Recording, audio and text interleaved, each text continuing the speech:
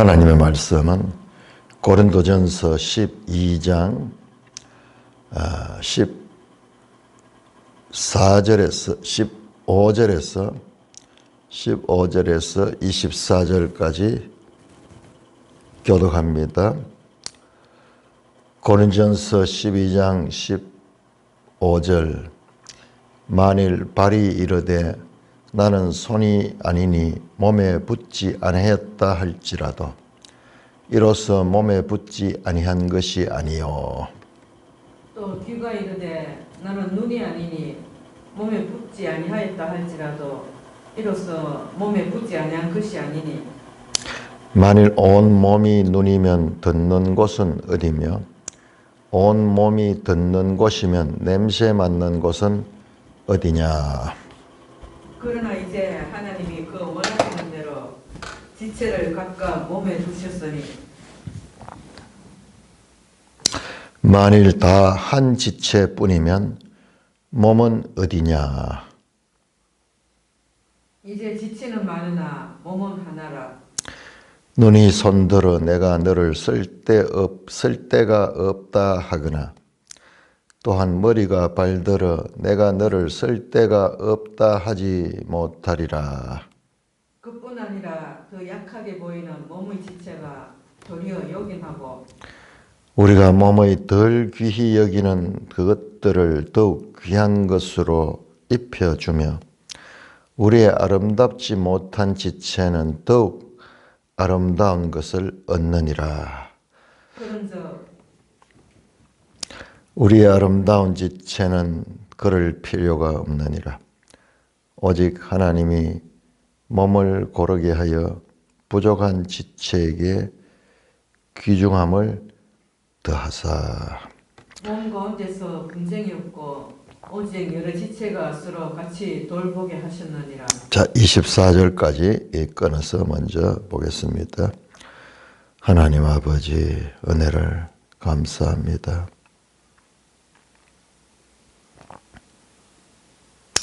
오늘 이 고린도전서 말씀을 통하여 말씀하시는 하나님의 뜻을 바르게 지도하여 주옵소서. 예수님 이름으로 기도드리옵나이다. 아멘. 자, 고린도전서는 우리가 그냥 읽으면 되는 책이죠. 그러나 그렇게 해서는 이 고린도전서뿐만 바울 서신이 다 그런 것 같아요. 어제 말씀드렸듯이 이와 같은 구조를 가지고 있다. 오늘 우리가 읽었던 부분은 여기 교차 대구 구조에서 가장 중심에 있는 부분, 사람의 몸의 비유가 나오는 부분입니다. 이게 보면은 전체적으로도 그렇고 14장 40절까지가 11장 2절에서 14장 40절까지가 자 11장 2절에서 14장 40절까지가 여기 한 단락입니다. 한 단락 공적 예배에 관한 말씀이에요. 그 관한 말씀에서 설교가 몇 개가 있습니다. 첫 번째 설교가 어제 말씀드렸죠. 반복해서 봐야 됩니다. 11장 2절에서 16절까지 복장, 남녀의 복장 문제를 이야기를 했고요. 두 번째 설교가 11장 17절에서 34절까지 공적 예배시의 성찬을 어떻게 행해야 될 것인가에 관한 말씀입니다. 지금 우리 이 12장은 세 번째 설교입니다. 12장 1절에서 31절까지 여기 이제 30절까지가 돼요. 30절까지 31절을 하는데 나중에 이제 더 자세히 보겠습니다. 자, 이것이 이제 교회의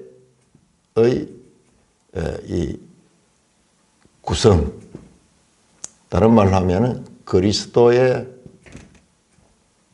몸에 관한 이야기입니다. 이게 교회에 관한 이야기죠, 교회. 자, 교회에서 모여서 예배 드릴 때의 복장, 교회에서 모여서 성찬 행할 때에 이 바른 성찬을 행하는 것.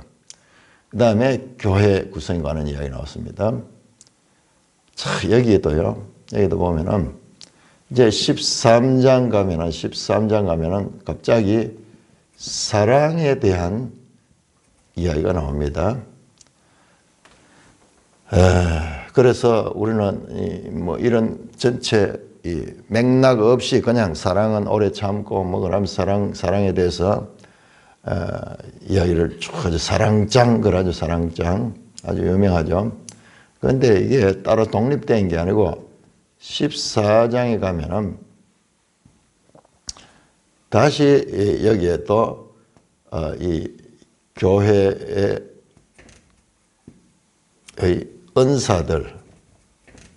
은사들에 관한 말씀을 합니다. 여기에 사실상 그리스도의 몸이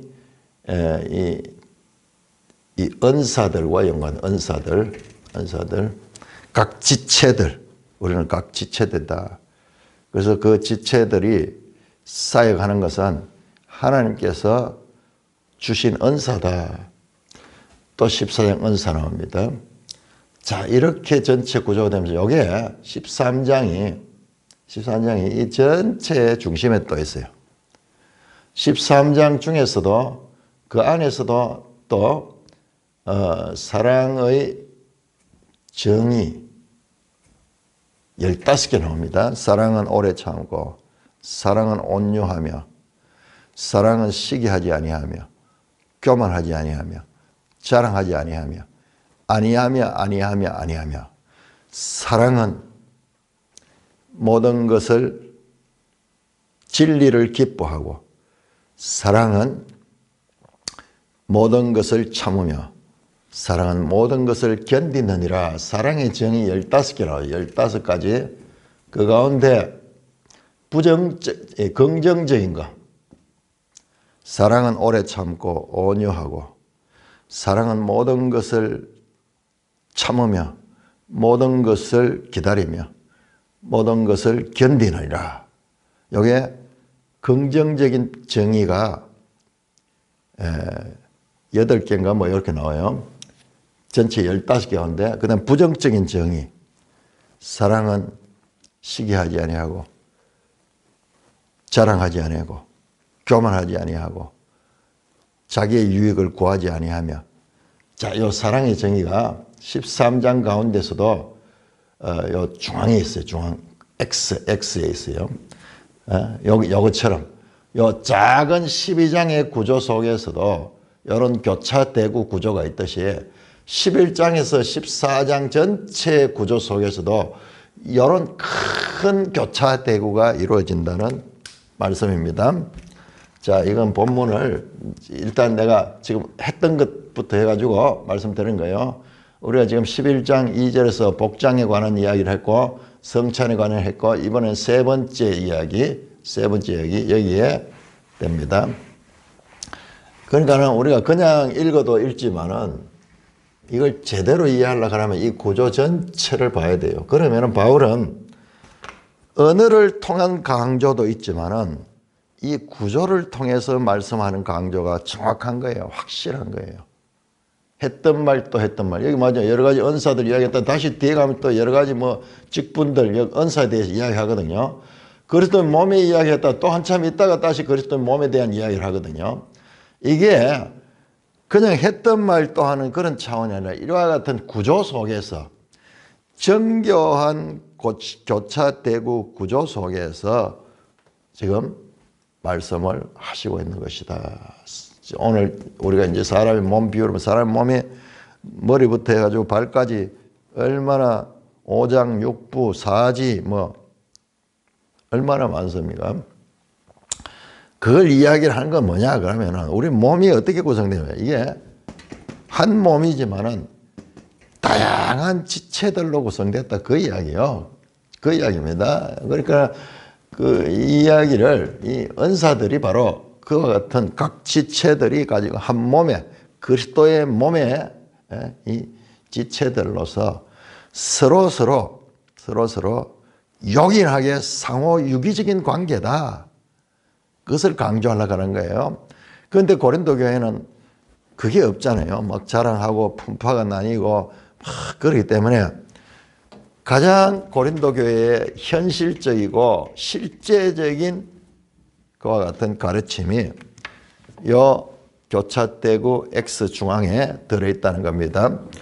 자, 알아들을 수 있도록 은사를 여러 가지 이야기했죠. 여러 가지 은사를 이야기했고 그 다음에 어제 봤듯이 12절 14절은 몸은 하나인데 많은 지체가 있고 몸의 지체가 많은 한 몸같이 그리스도도 그러하니라. 이 몸 이야기를 하면서 그리스도의 몸 이야기를 하고 있습니다.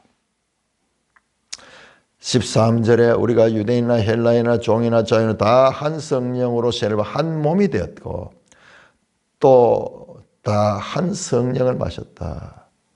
몸은 한 지체뿐만 아니요 여럿이다. 몸에 대한 이야기죠. 그리스도의 몸. 그런데 그리스도의 몸은 여러 지체들로 구성이 되었다. 자, 그러면서 이야기를 하는데 사실 이 그리스도의 몸, 사람의 몸, 그야말로 이 사람의 몸 비유는 그리스도의 몸을 바로 이야기하는 거거든요. 그러니까 이 주제가 그리스도의 몸이에요. 너희는 다 한 몸이니라. 이 앞에서도 나왔어요. 앞에 나왔습니다. 자, 이 몸 주제가 얼마나 중요한지 6장에서 이미 나와 6장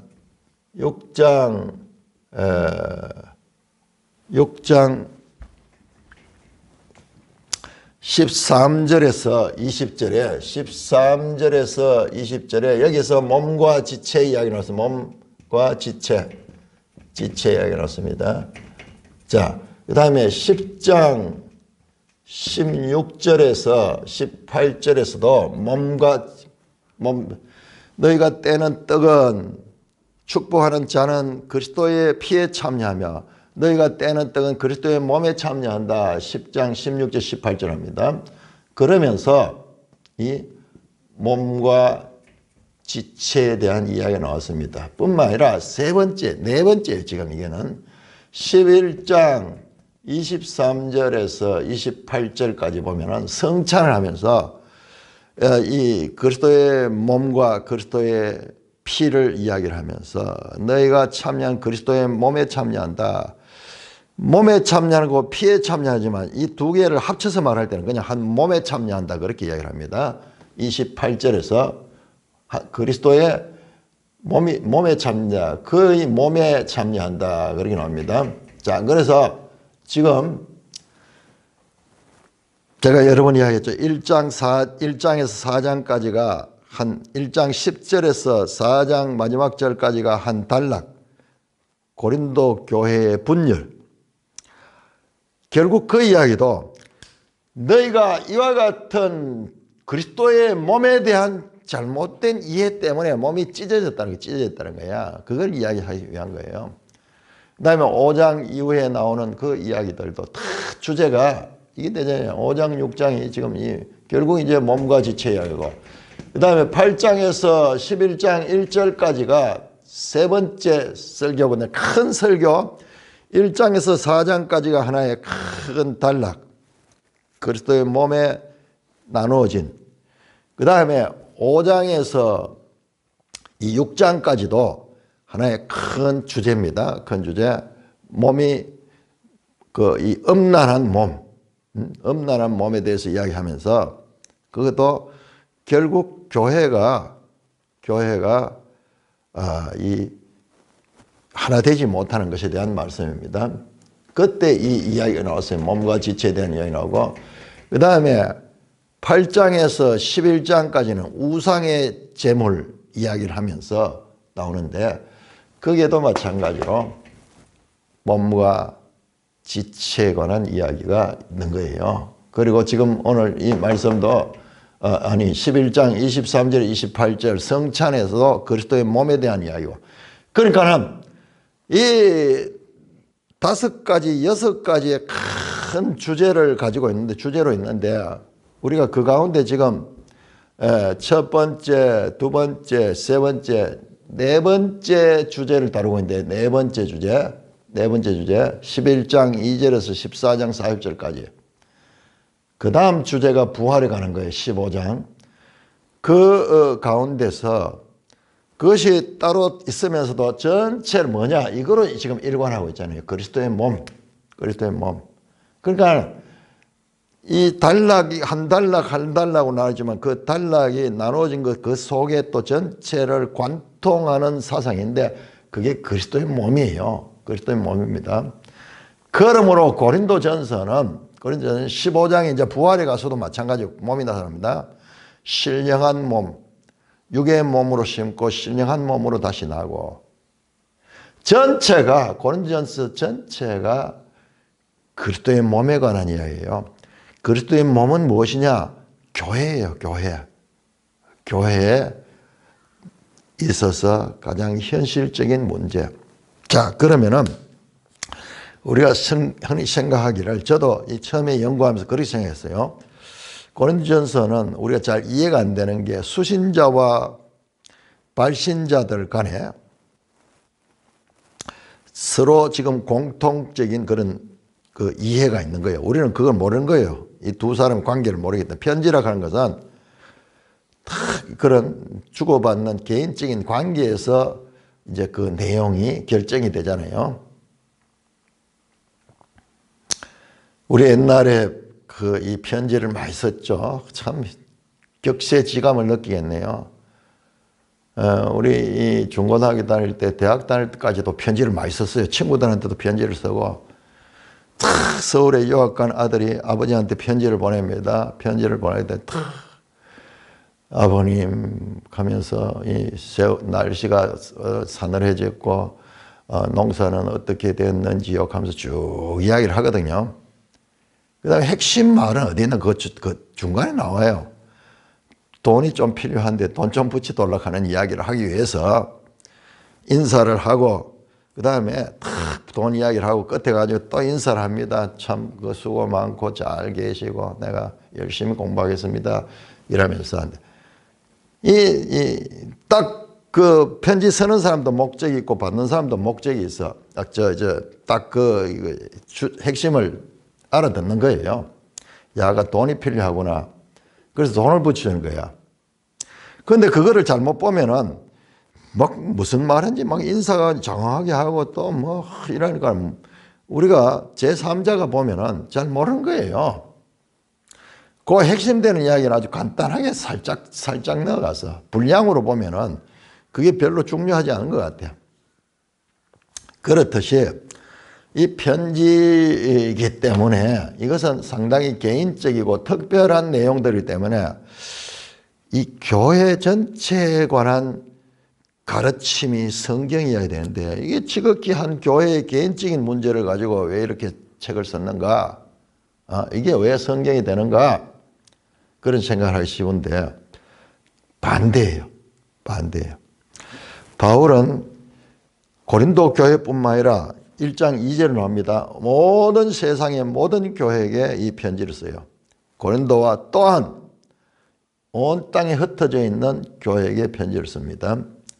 그리고 맞습니다. 1차적으로 보면은 고린도 교회의 이 질문, 그런 문제들, 그런 것에 대한 가르침으로 나오는 것 같지만은 그게 아니고, 그거 맞습니다. 1차적으로 맞지만은, 그러나 그것조차도 이와 같은 전체 교회에 대한 가르침을 하기 위해서 마침 고린도 교회에서 일어나고 있는 그 상황을 거기에다가 넣는 거예요. 이 주제, 바울이 가진 주제에다가 이 특별한 상황을 이야기를 하면서 이 바른 주제를 가리키는 거예요. 자, 우리가 앞에서 11장 17절에서 34절 가운데서도 그랬잖아요.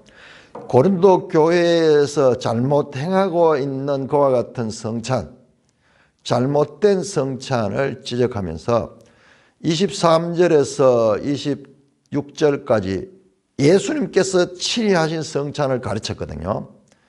그 다음에 이제 예수님께서 친히 가르친 성찬의 표준을 가지고 17절에서 22절에 고린도에서 행하는 잘못된 성찬을 드러내는 거예요. 그래서 너희가 그 결과로 너희 가운데 심판이 있다. 심판이 있었다. 그래서 약한 자도 있고 병든 자도 있고 죽는 자도 있었다. 그런 즉 이제는 성찬을 바르게 행하라 말이에요. 서서 기다려라. 먼저 와서 먼저 먹고 막 배부르고 배고프고 교회의 하나됨을 깨트리는 그런 짓 하지 말고 기다리고, 배가 고픈 사람들은 집에서 먹고 와. 여기 와서 식사하려고 하지 말고 이 거룩한 성찬을 바르게 지켜라. 뭐 때문에 그렇습니까? 거기 중간에 나오잖아요. 그리스도의 성찬에 관한 바른 가르침을 가르치는 거예요. 그것은 1차적으로 고린도 교회의 잘못된 것을 가리키기도 하지만 온 교회들이 오고 오는 수에 우리 이 기독교 모임에서 제일 중요한 게 성찬이에요. 이 성찬에 관한 교훈을 그 속에 가르치고 있는 거예요. 그러니까 바울이 고린도 교회의 필요를 따라 가지고 주제를 막 섞는 게 아니고, 언뜻 보면 그런 것 같아요. 그게 아니고 이게 전체가 교회론이잖아요. 교회론. 이 교회에 대한 바른 교훈을 가르치기 위해서 지금 고린도 교회의 특수한 상황들을 실감나게 인용하면서 바른 가르침을 가르친다. 그래서 이게 성경인 거예요. 그래서 고린도 교회만 보내는 편지가 아니고 온 교회들이 지금도 우리에게 유익한 편지로, 하나님의 뜻을 담은 편지로 사용된다는 것입니다. 자, 이렇게 우리가 어제 이제 이렇게 봤습니다. A와 B, 이 교차대구 구조 가운데서 여러 가지 은사들, 그리스도의 몸까지 봤죠. 자, 오늘은 사람의 몸 비유. 그러니까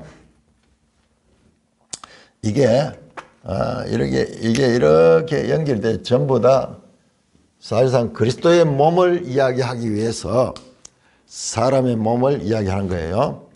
자, 15절입니다. 시작합니다. 자, 우선 15절에서 24절까지로 이렇게 이 사람의 몸 비유가 들어가죠. 딴 거보다도 여기는 비유야, 비유.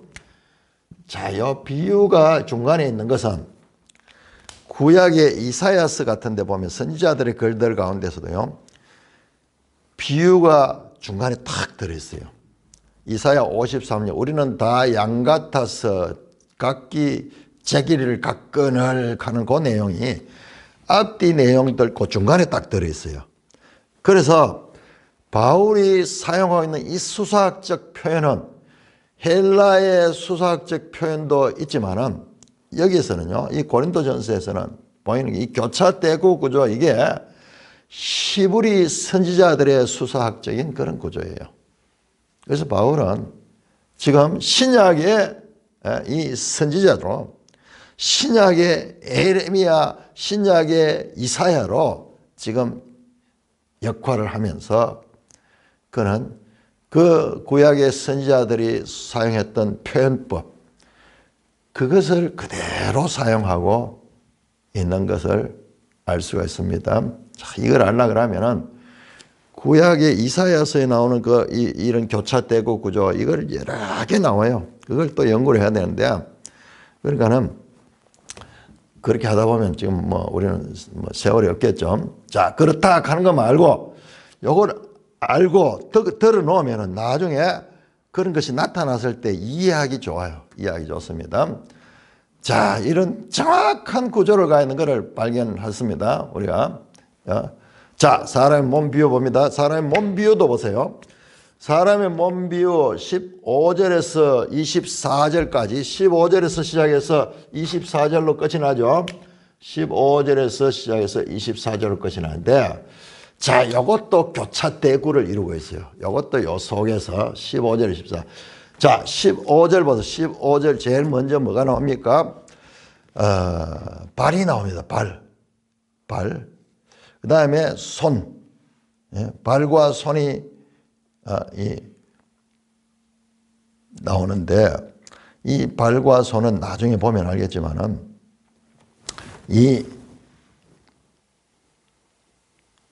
유대인들이 발은 가장 천한 것으로 여기는 거예요.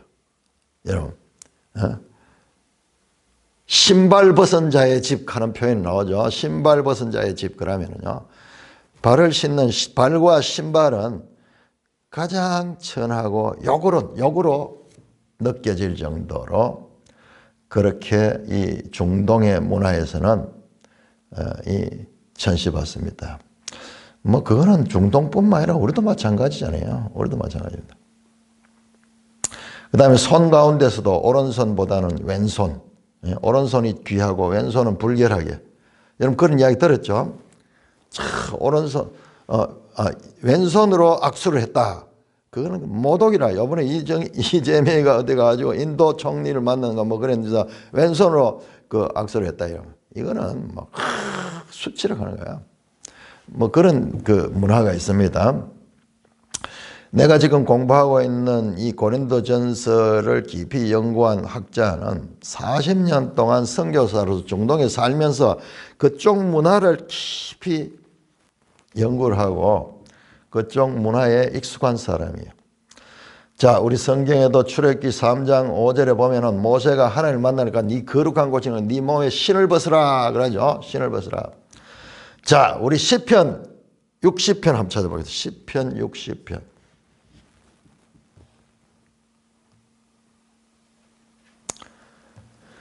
시편 60편 8절. 모압은 나의 목욕통이라 에돔에는 나의 신발을 던지리라. 블레셋아 나로 말미암아 외치라 했도다. 자, 에돔에 나의 신발을 던지리라. 에돔은 이스라엘의 철천지 원수예요. 그래서 에돔에 대한 저주가 많이 나와요. 왜 그러냐 하면 에돔이 이스라엘 광야 생활할 적에 이 뒤에서 그 이스라엘을 공격하고 욕하고 그 길을 좀 터달라고 했던 길을 터주지 않고 빙 돌아가도록 그렇게 하면서 했던 그 에돔에 대한 적개심이 뭐라고 하나 에돔의 신을 나의 신발을 던지리라. 세례 요한은 자신을 예수님 앞에 낮출 적에 나는 그 예수님의 신발 끈 묶기도 감당하지 못할 것이다. 그런 거예요. 가장 낮은 것. 이 몸에서 가장 낮은 것이 발입니다. 발. 그래서 아랍권 중동 지역에서는요, 발과 신이라는 말 자체가 욕이에요.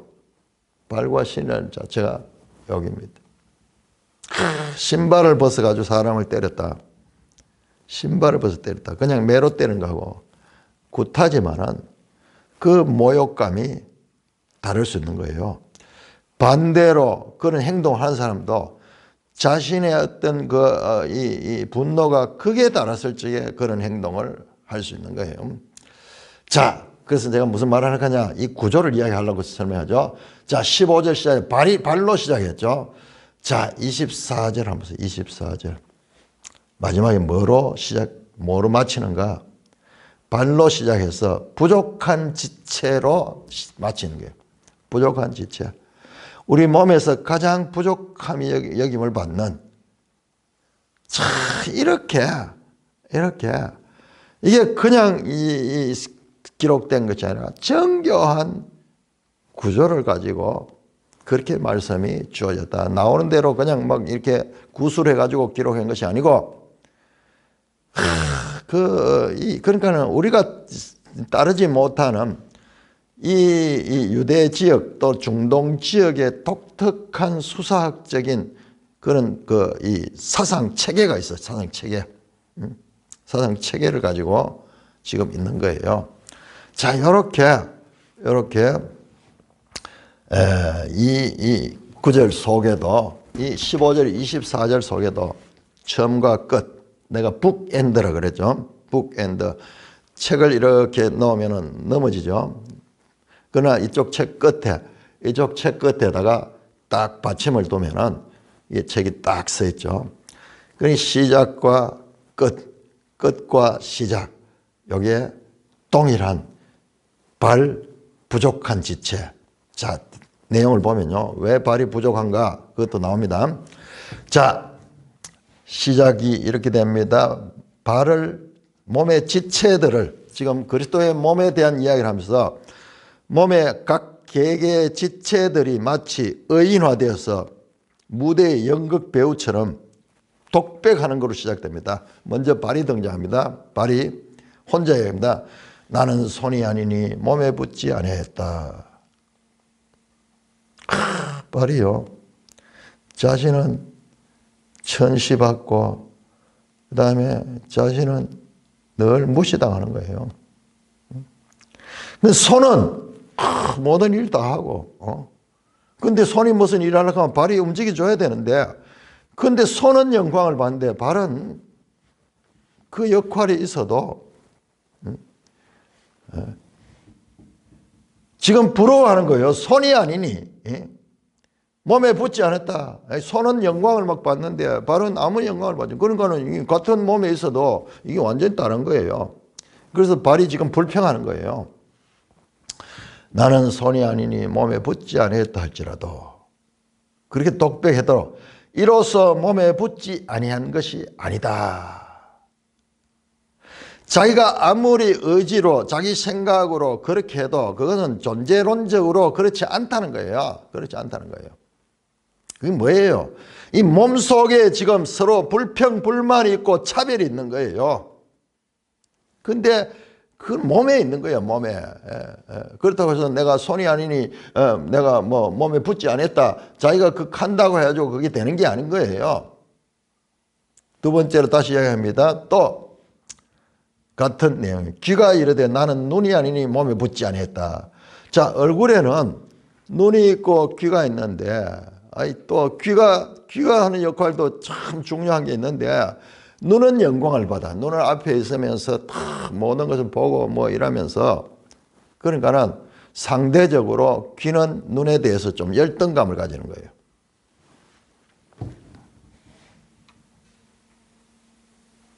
독백합니다. 귀가 이르되 나는 눈이 아니니 몸에 붙지 아니했다 할지라도 이로써 몸에 붙지 아니한 것이 아니다. 그러면서 시작입니다.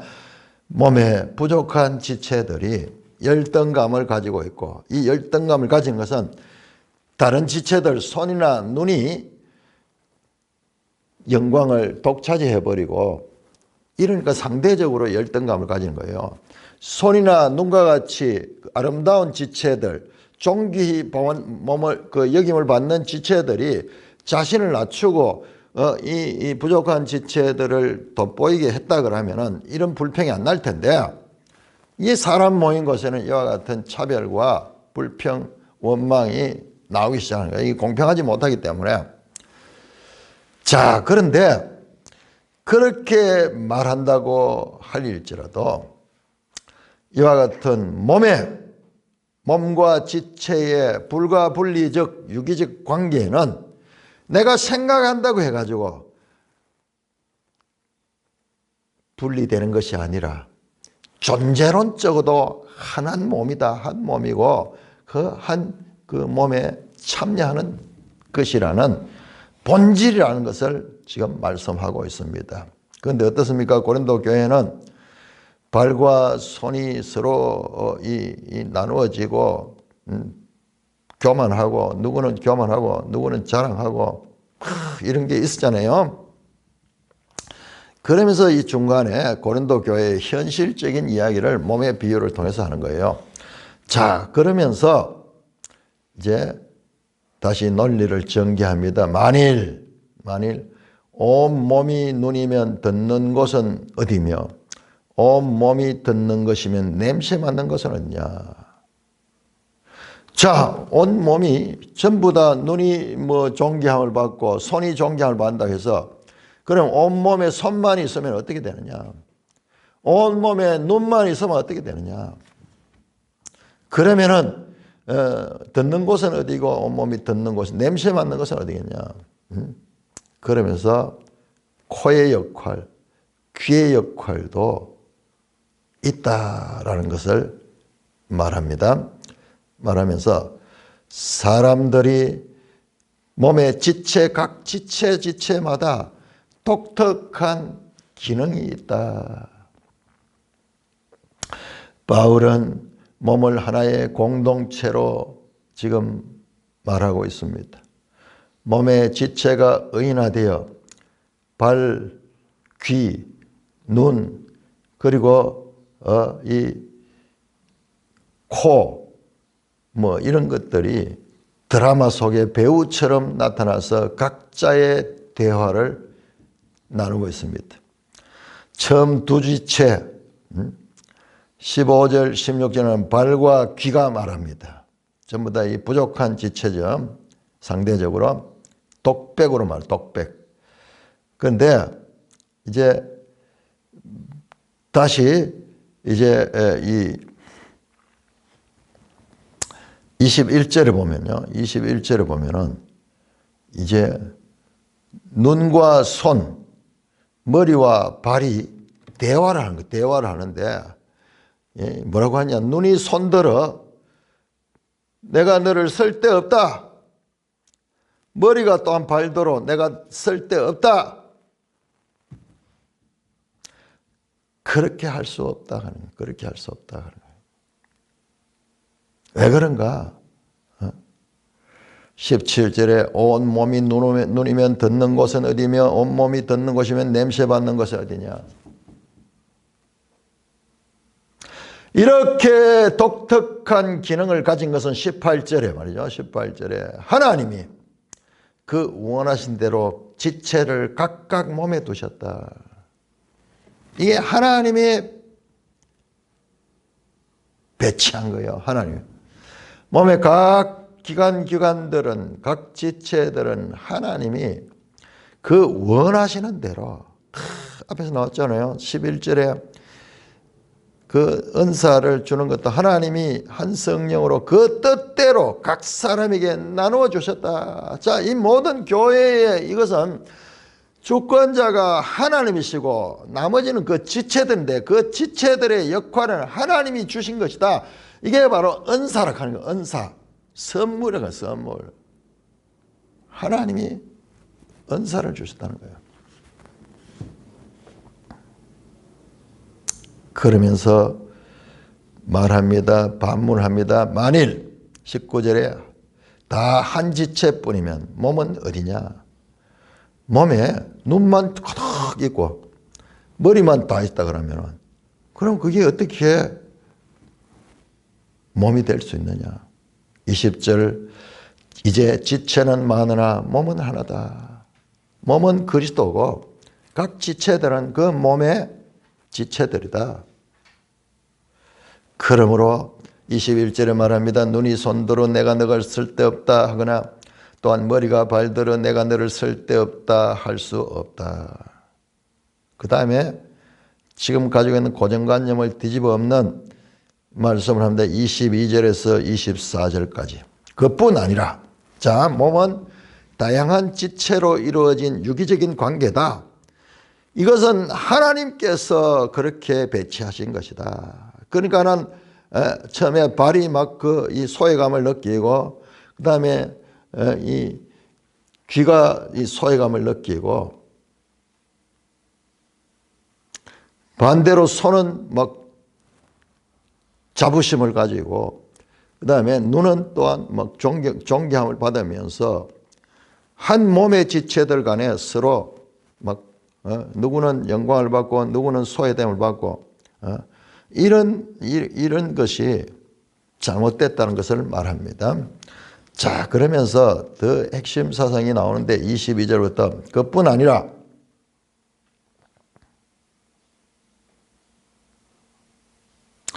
더 약하게 보이는 몸의 지체가 도리어 요긴하다 말라. 사람 볼 때 약하게 보이는 지체가 몸의 지체가 더 요긴하다 하는 것은 필수적이다 하는 필수적. 사실상 우리 몸 가운데 어떤 거는 뭐 잘라내도 되는 게 있잖아요. 하지만 뭐 어떤 경우에는 참 발도 잘라내기도 하고 막 이렇게 해도 살잖아요. 그런데 작은 것, 우리 몸 속에 있는 어떤 그 기관, 어떤 것들은요, 정말 중요한 역할을 하고 있는 거예요. 23절입니다. 우리가 몸에 덜 귀히 여기는 그것들을 더욱 귀한 것으로 입혀주며 우리의 아름답지 못한 지체는 더욱 아름다운 것을 내라. 앞에서 발이 막 열등감을 느끼고 귀가 눈에 대해서 열등감을 느끼는 정반대의 그 결론을 제시합니다. 더 약하게 보이는 몸의 지체가 오히려 더 요긴하고 몸에 덜 귀히 여기는 그것들이 더욱 귀한 것으로 입혀준다. 하나님께서 그런 것들을 더 귀하게 보호해 준다는 거예요. 그 다음에 우리의 아름답지 못한 지체는 더욱 아름다운 것을 얻느냐. 무슨 뜻이냐 그러면 우리가 사람이 볼 적에 막 이렇게 별 볼 일 없다 하는 것을 하나님께서 더 귀하게 생각한다는 겁니다. 어떤 학자들은요, 이 네 가지 저평가받은 지체 있죠. 더 약하게 보이고 덜 귀히 여기고 아름답지 못한 지체. 그 다음에 24절 끝에 부족한 지체. 우리 몸에서 처음에는 어떤 발이나 그 다음에 이 귀처럼 조금 소외되고 덜 귀히 여기는 이게 더 귀하다는 거예요. 더 귀하다는 거예요. 그런 말씀도 될 수 있고 또 어떤 부분들은요. 우리 몸의 이 지체 가운데서 아주 작고 약해진 바는 이게 성기. 참 성기가 위치해 있는 걸 보시면은요. 참 그렇죠. 이 남녀 몸에 탁 중앙에 있으면서 이게 외부적으로 잘 노출이 잘 안 되도록 그렇게 돼 있어요.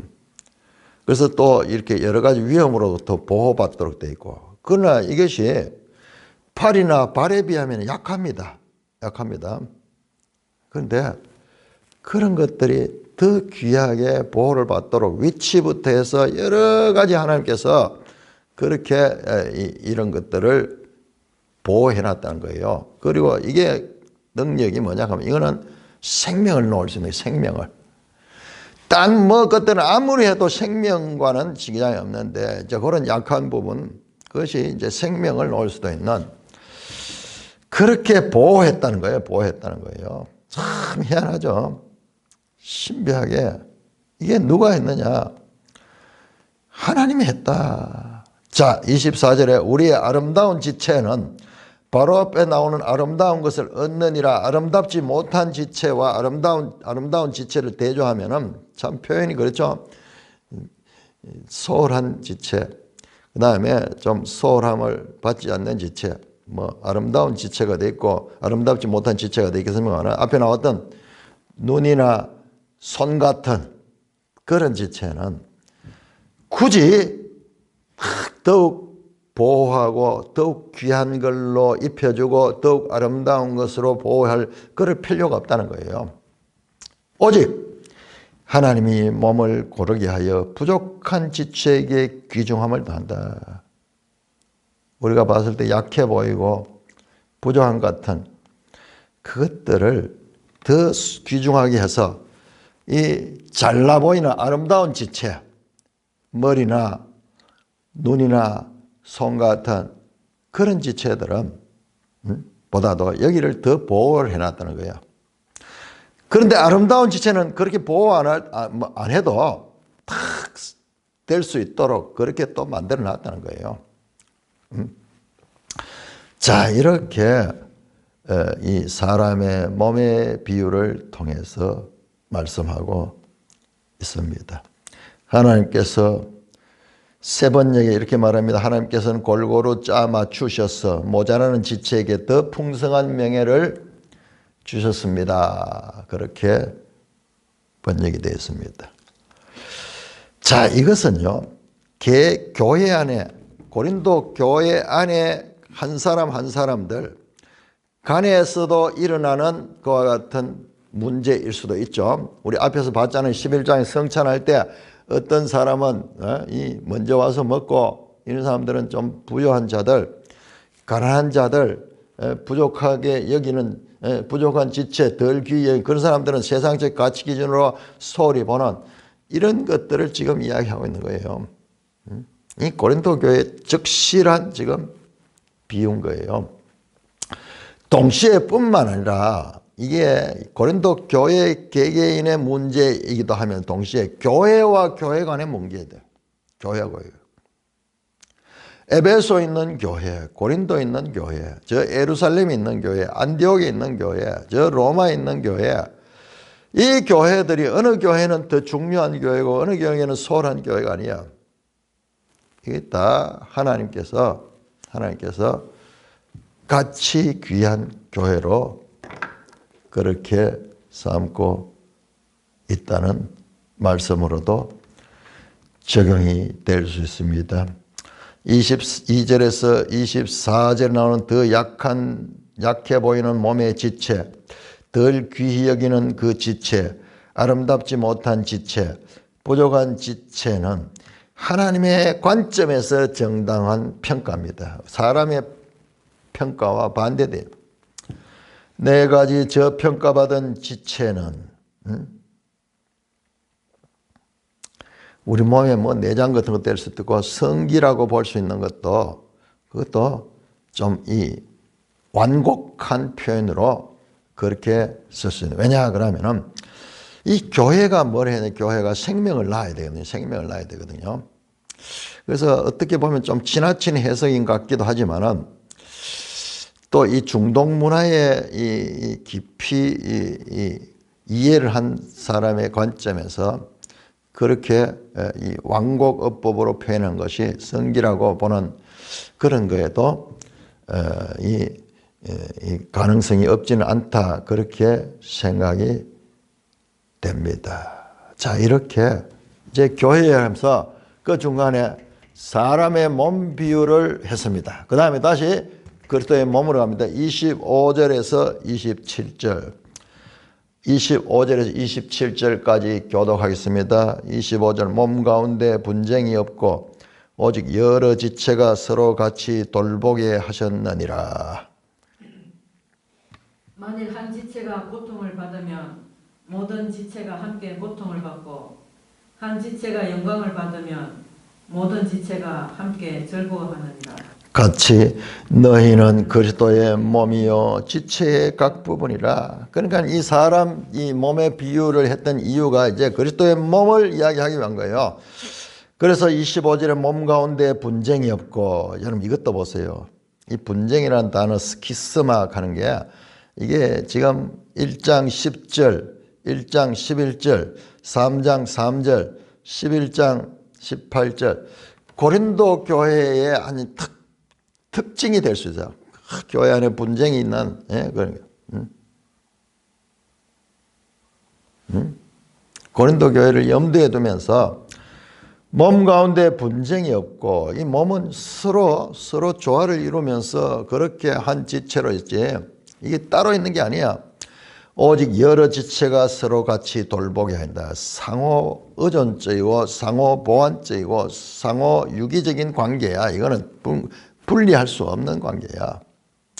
그래서 설명을 합니다. 만일 한 지체가 고통을 받으면 모든 지체가 함께 고통을 받고 한 지체가 영광을 얻으면 모든 지체가 함께 즐거워하느라.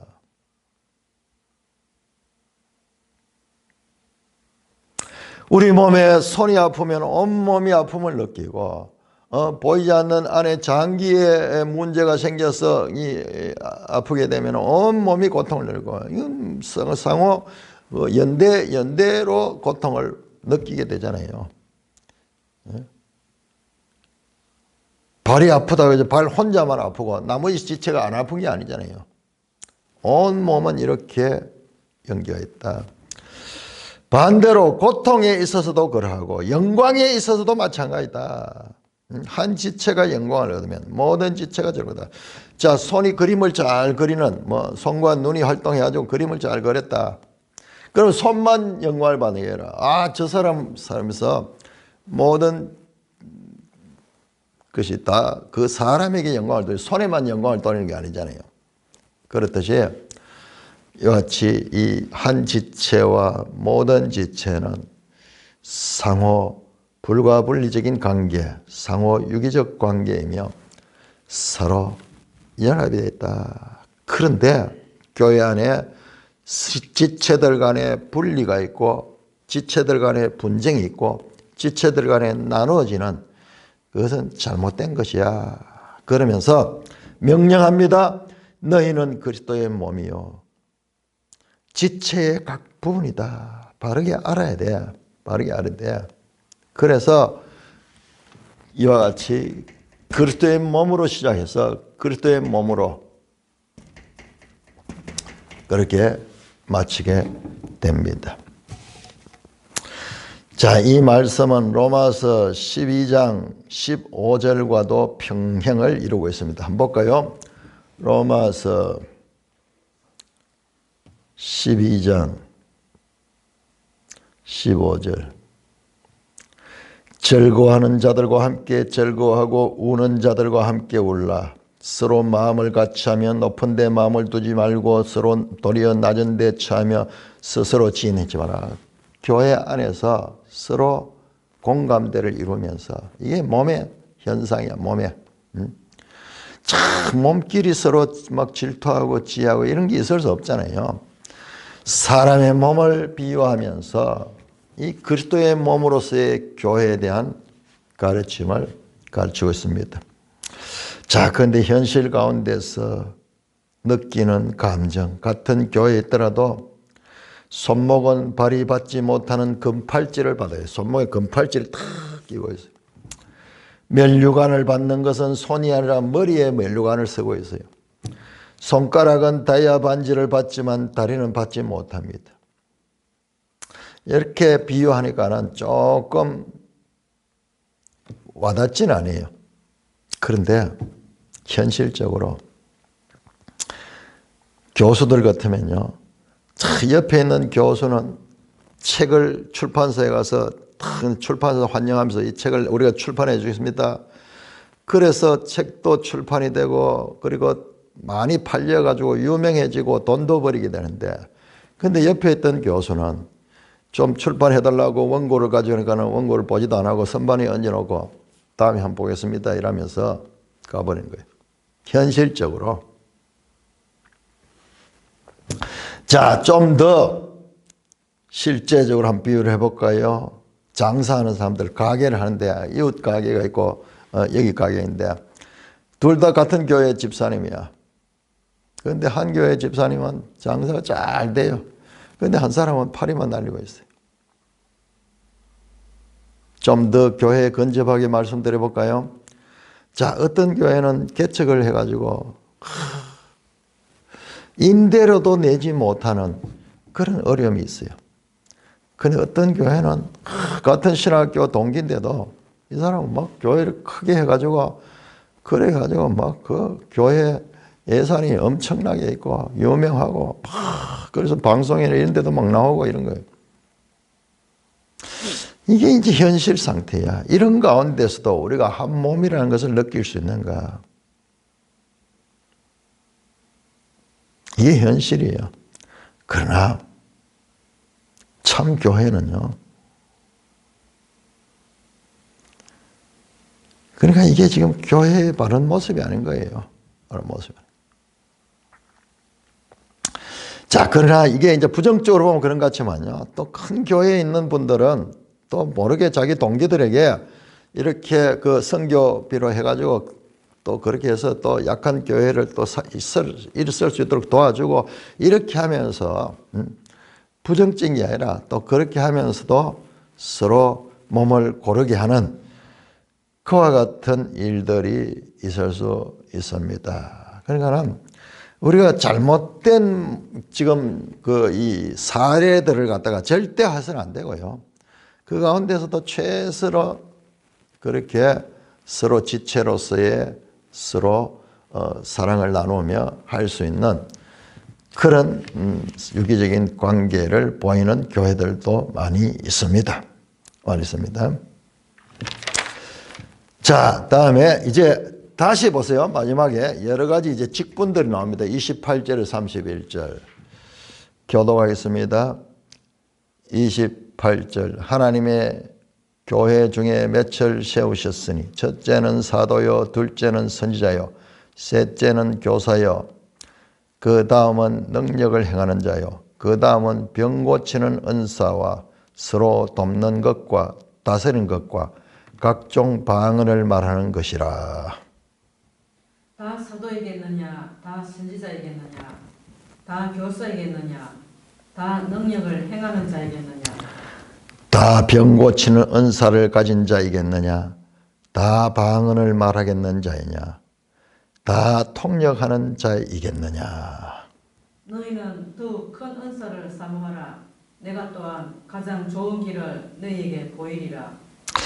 자, 이제 처음에 시작할 때 여러 가지 은사들이 나왔는데 이 은사들을 가진 사람들이 직분을 맡아서 일하는 거예요.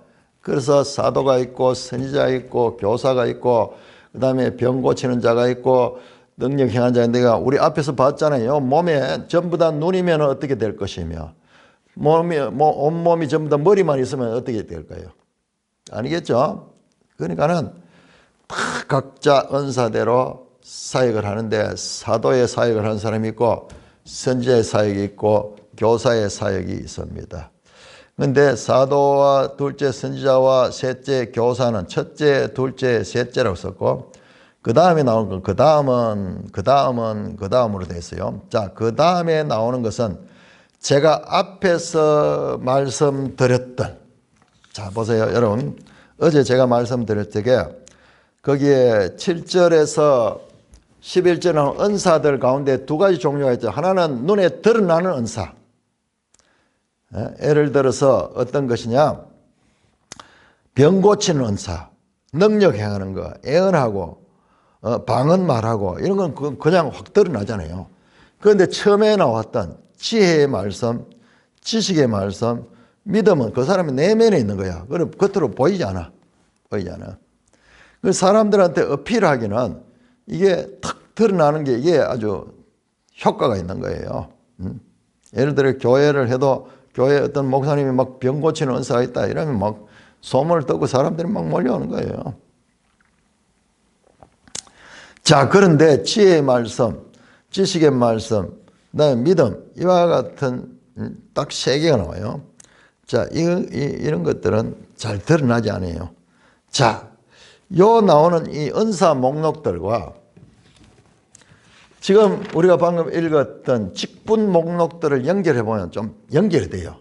자, 보세요. 자, 첫째 사도, 둘째 선지자, 셋째 교사. 이건 앞에서 안 나왔던 거죠. 그 다음에 보세요. 28절, 그 다음은 능력 행하는 자. 능력 행하는 자, 여기 나왔죠. 10절에 나왔죠. 자, 그 다음에 병 고치는 자. 병 고치는 자, 9절에 나왔죠. 병 고치는 은사. 그 다음에 이 방언 말하는 것. 방언 말하는 것. 28절 후반에 나오는 방언 말함. 10절에 나오죠. 10절에 각종 방언 말함. 그 다음에 방언 통역함. 그 다음에 30절에 보시면은 다 방언을 말한 자겠느냐? 다 통역이 나오죠. 통역이 나오죠. 이렇듯이 서로 이 은사와 직분이 서로 연결이 되어 있어요. 그렇다면은 앞에 나오지 않았던 보이지 않는 은사, 즉 지혜의 은사, 지식의 은사, 그리고 믿음의 은사. 이거는 지금 여기에 등장하는 사도, 선지자, 교사와 대응하는 그런 은사를 받은 자가 사도가 되고 선지자가 되고 교사가 되는 것이 아닌가. 저 생각에는요, 이 고린도 교회 유명한 아볼로 같은 사람은 지식의 은사를 가졌어. 지식의 은사.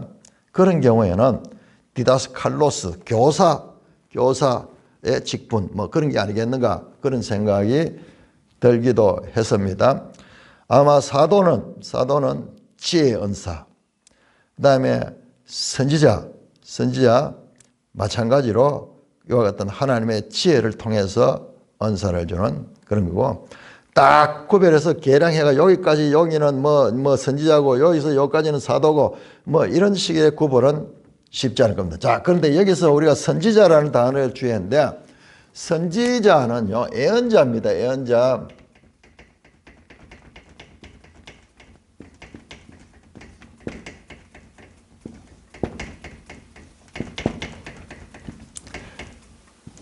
프로페테이아, 애언하다, 뭐 이런 뜻도 있습니다. 그건 우리는 선지자라고 읽어보니까. 그런데 요걸 알아야지 다음에 보면 애언에 관한 이야기가 많이 나와요.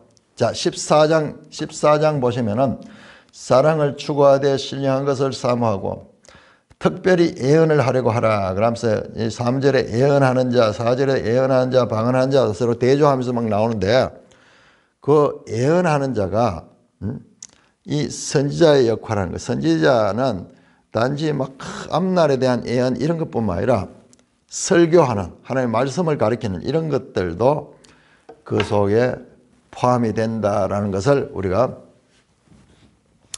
알아야 됩니다. 자, 중요한 건 지금 이제 31절입니다. 자, 이렇게 하면서 은사와 직분들을 이야기했습니다. 그런 다음에 31절에서 요 31절은 여기서 좀 구별할 수가 있어요. 31절은 아주 중요합니다. 31절은 지금까지 이야기를 마침과 동시에 13장에서 나올 이야기의 서문이 되는 서두가 되는 거예요. 서두가. 자, 12장의 마침과 13장의 이 마중물, 13장의 사랑의 이 찬가, 이것이 올라오게 하는 마중물 역할을 하는 절입니다. 그래서 저는요, 이 13장만 이야기하는 것이 아니라 12장 31절에서 14장 1절까지가 한 단락이 돼요. 그리고 우리 이 장절을 나눠라는 것은 이 성경의 하나님 뜻이 아니고 이게 사람이 나누다 보니까는 대부분 잘 나눴지만 어떤 경우에는 요 단락을 잘못 나눠가지고 우리가 성경을 읽는데 어떨 적에 더 어려울 수가 있습니다. 자, 너희는 더욱 큰 은사를 사모하라. 지금 은사 이야기 했잖아요. 은사. 그리고 여기 직분에서 보세요. 30절에 다 병 고치는 은사를 가지게 했냐. 은사 이야기를 했죠. 직분 은사 이야기했죠. 그런데 이 은사보다도 더 큰 은사를 사모하라. 뿐만 아니라 내가 또한 가장 좋은 길을 너에게 보이라. 야, 예. 가장 좋은 길을 너에게 보일 것이다.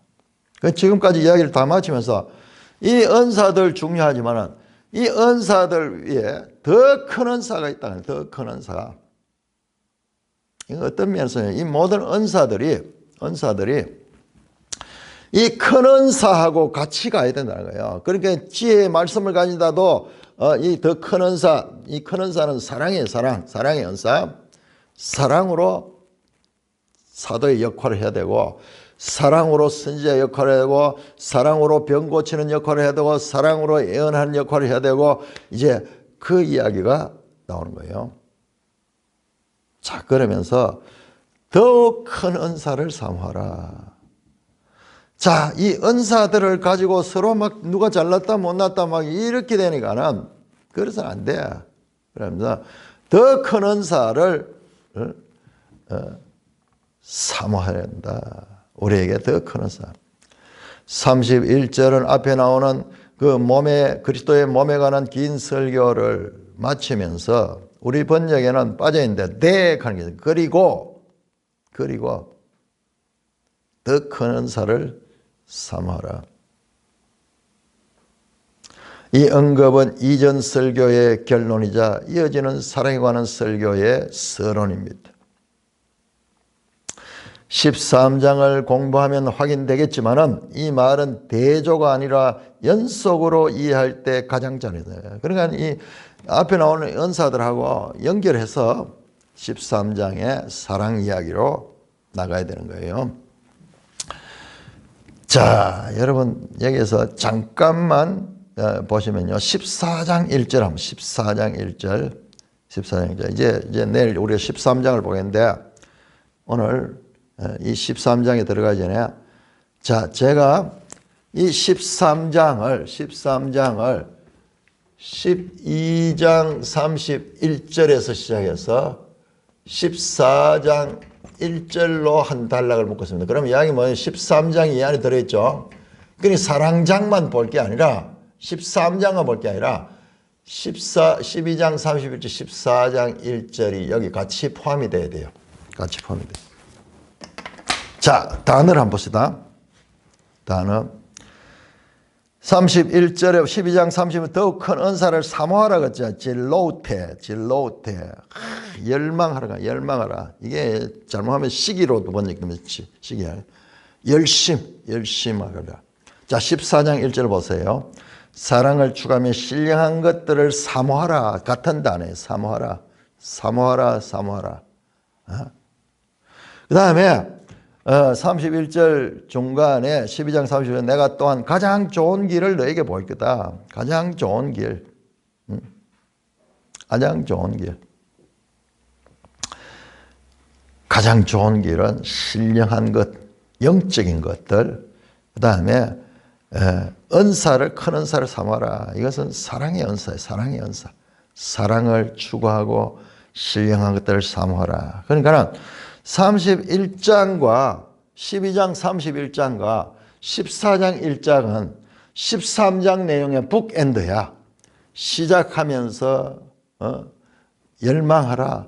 그 다음에 마치면서 열망하라. 그래서 13장 내용을 포괄하고 있는데 이것도 수미상관, 서로 북엔드는 교차대구 구조를 가지고 있다는 것을 말씀합니다. 그러니까는 이 바울 서신을 자세히 연구해 보면은 참 이런 구조 속에서 말씀이 전개되고 있다는 것을 알 수가 있습니다. 찬송가 219장입니다.